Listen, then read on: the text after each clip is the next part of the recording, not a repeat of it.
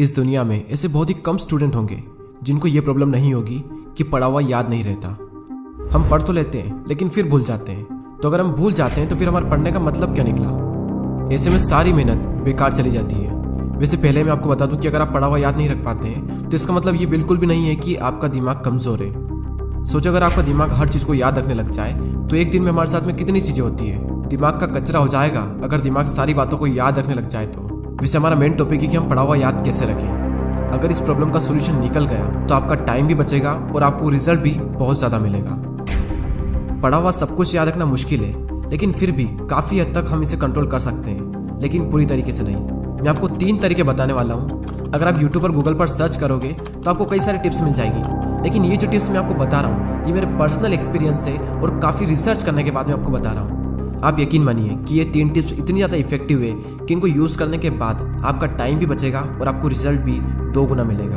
तो पहला जो पॉइंट है वो है स्टडी लेस स्टडी गुड। भले ही कम पढ़ो लेकिन अच्छा पढ़ो। विल परेटो ने इस दुनिया को एक महान सिद्धांत दिया जिसे कहा जाता है 80-20 का रूल्स। इन्होंने एक ऐसा नियम दिया जो कि दुनिया की हर वस्तु में हर जगह पाया जाता है। इन्होंने बताया कि आपके 20% एफर्ट्स आपके 80% रिजल्ट में कन्वर्ट होते हैं। इनका कहना है कि आप सिर्फ 20% चीज़ों पर फोकस करो, आपको 80% रिजल्ट सिर्फ इन्हीं से मिलेंगे। एग्जाम्पल के लिए विल परेटो बताते हैं कि दुनिया का 80% पैसा और जमीन इस दुनिया के 20% लोगों के पास में है। 80% क्राइम इस दुनिया के 20% लोग करते हैं। 80% ट्रैफिक इस दुनिया के 20% रोड पर होता है। और 80% टाइम हम 20% कपड़े पहनते हैं। और इस दुनिया की 80% एल्कोहल यानी शराब इस दुनिया के 20% शराबी पी जाते हैं। 80% भोजन इस दुनिया की 20% जमीन से निकलता है। 80% बारिश इस दुनिया के 20% बादलों से होती है। इस दुनिया के 80% इन्वेंशन इस दुनिया के 20% साइंटिस्ट ने किए हैं। और सिर्फ यहीं तक नहीं, यही आंकड़ा हमारे अपने यूट्यूब चैनल पर भी लागू होता है। 80% वॉच टाइम उन लोगों से आता है जिन्होंने इस चैनल को सब्सक्राइब नहीं किया है। कहीं आप भी तो उन 80% लोगों में से नहीं हो। और सबसे इम्पोर्टेंट फैक्ट कि 80% रिजल्ट हमारे 20% एक्शन से आता है। और यही रूल आपके एग्जाम में और आपकी पढ़ाई में भी लागू होता है। आपके सिलेबस का पढ़ा हुआ 20% आपको 80% दिलवा सकता है। तो आप 20% मोस्ट इंपॉर्टेंट चीज़ों को निकालें और उनको पढ़ें, और वही 20% चीज़ें आपको 80% रिजल्ट दिलवा सकती है। और आपने जो 20% निकाला है वो आपके सिलेबस के कंपैरिजन में बहुत ही कम है। तो ये जो कम है ना, इसको बहुत ही अच्छे से करो। और यही था हमारा first point, study less and study good. दोस्तों, मैंने भी कई बार ये गलती की है कि जितना पढ़ना होता है उससे हम कई गुना ज़्यादा पढ़ते हैं, और इसका रिजल्ट ये होता है कि हमें जो याद रखना चाहिए वो भी हम भूल जाते हैं। एग्जाम में अब वैसे भी ज़्यादा दिन नहीं बचे, तो आप इस रूल को यूज़ करके काफ़ी अच्छा रिजल्ट पा सकते हैं। अब नेक्स्ट जो पॉइंट है वो है स्टडी इन मॉर्निंग। और ये जो पॉइंट है ना, ये मेरा फेवरेट पॉइंट है, क्योंकि मैंने अपनी लाइफ की ज़्यादातर पढ़ाई सुबह ही की है।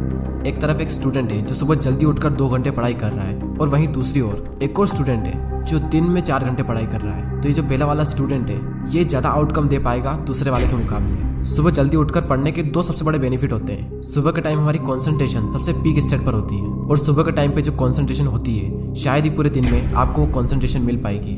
और सेकंड बेनिफिट ये है सुबह जल्दी उठने का कि सुबह कोई भी डिस्टर्ब करने वाला नहीं होता है।